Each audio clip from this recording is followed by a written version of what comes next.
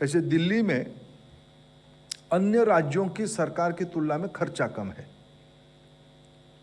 कई सारे खर्चा राज्य सरकार को जो करना पड़ता है दिल्ली में, वो भारत सरकार कर लेती है।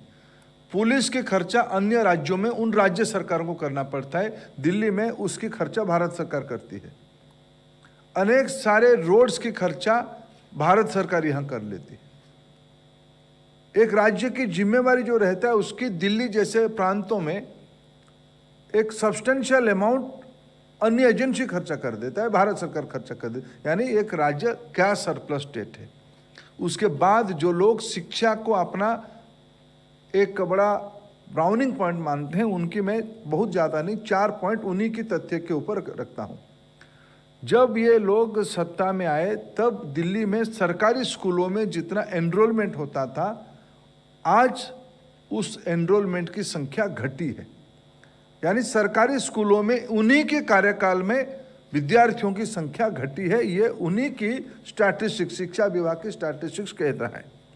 नंबर 1, ये जब 2015 में चुनाव लड़ रहे थे, उन्होंने अपने मैनिफेस्टो में कहा कि हम 500 मॉडल स्कूल बनाएंगे।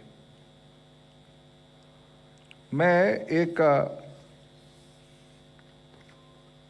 29 अगस्त का इंडिया टुडे की वेबसाइट पे एक कागज़ आपके सामने रख रहा हूँ, जिसमें एक आरटीआई के माध्यम से पता चला है कि 500 छोड़िए, सरकार तो शायद 6-7 साल हो ही गया ना,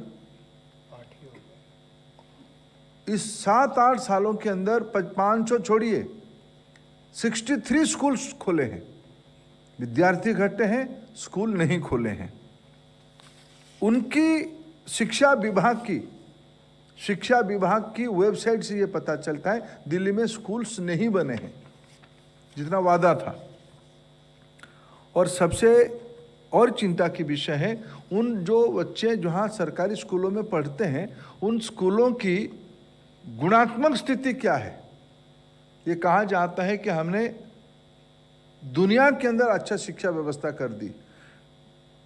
सभी राज्यों की सहमति से, दिल्ली सरकार की सहमति के साथ एक नेशनल असेसमेंट सर्वे किया गया, नैस, जिसमें 2021 की डाटा मैं आपके सामने कह रहा हूँ।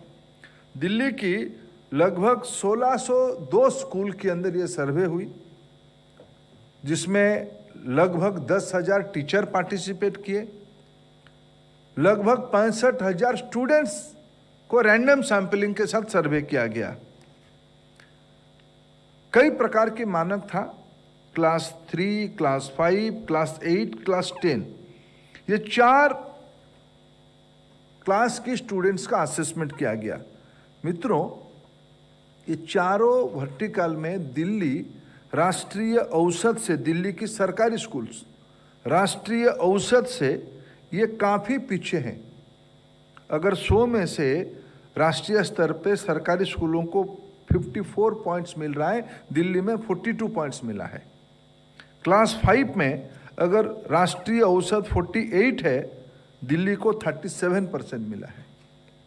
अगर क्लास 8 में राष्ट्रीय औसत 38 है, दिल्ली 37 में है। क्लास 10 में राष्ट्रीय औसत 40 है तो ये 39 है। ये सारे में ये चंडीगढ़ से भी पीछे हैं क्वालिटी की दृष्टि से। मित्रों, उससे और गंभीर बात मैं आपके सामने इस समय स्टैटिस्टिक्स कह रहा हूं तथ्य के आधार पे। एक स्कूल की गुणवत्ता पता चलता है, स्कूल की लीडर कैसा है, प्रिंसिपल कैसा है। 2020 और 21 के अंदर दिल्ली में स्कूल्स के लिए एक भी शिक्षक, एक भी प्रिंसिपल नया नियुक्ति नहीं हुई है। ये दिल्ली सरकार की स्टैटिस्टिक्स में आपके सामने रख रहा हूं। दिल्ली सरकार की जो यूडाइस पोर्टल में सरकारों को, राज्य सरकारों को सो मोटो अपना इंफॉर्मेशन देना पड़ता है। हम नहीं पूछते, वो देते हैं, यानी वो डाटा उनका है। अगर 4 पॉइंट में हम देखें, students enrolment, quality of students, new school opening and new principal appointment, चारों में दिल्ली राष्ट्रीय औसत से पीछे हैं, चंडीगढ़ जैसे छोटे यूटी से पीछे हैं, जबकि दिल्ली के पास क्या सरप्लस पर्याप्त है।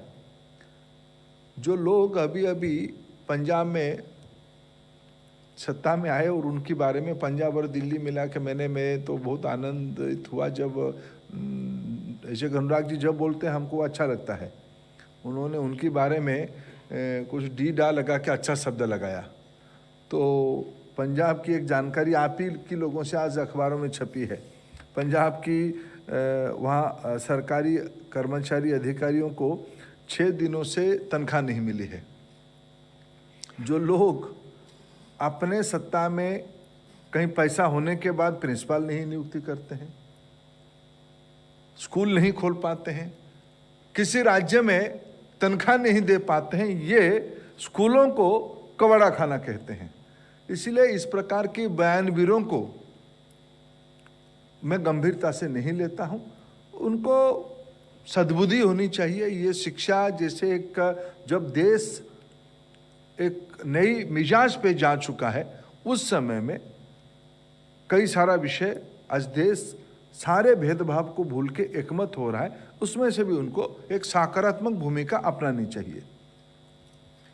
मैं माननीय धर्मेंद्र जी की बात में केवल एक बात जोड़ना चाहूँगा कि नई शिक्षा नीति भी हम लाए, समग्र शिक्षा के माध्यम से 2,94,000 करोड़ हम लोग खर्च भी कर रहे हैं सभी राज्यों के विद्यार्थियों के लिए, और पोषण अभियान के अंतर्गत भी हज़ारों करोड़ रुपया, कुल मिलाकर लगभग 4 लाख करोड़ से ज़्यादा दोनों के अंतर्गत खर्चा होता होगा।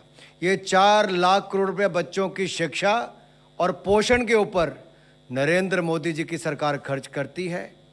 और पीएम श्री भी अगर 14,597 स्कूलों के एक मॉडल स्कूल बनाने का प्रोजेक्ट लाए हैं, 20 लाख विद्यार्थियों को उसका लाभ मिलेगा, और शराब खाने में व्यस्त लोग कबाड़ खाना स्कूल को कहें तो दुर्भाग्य है।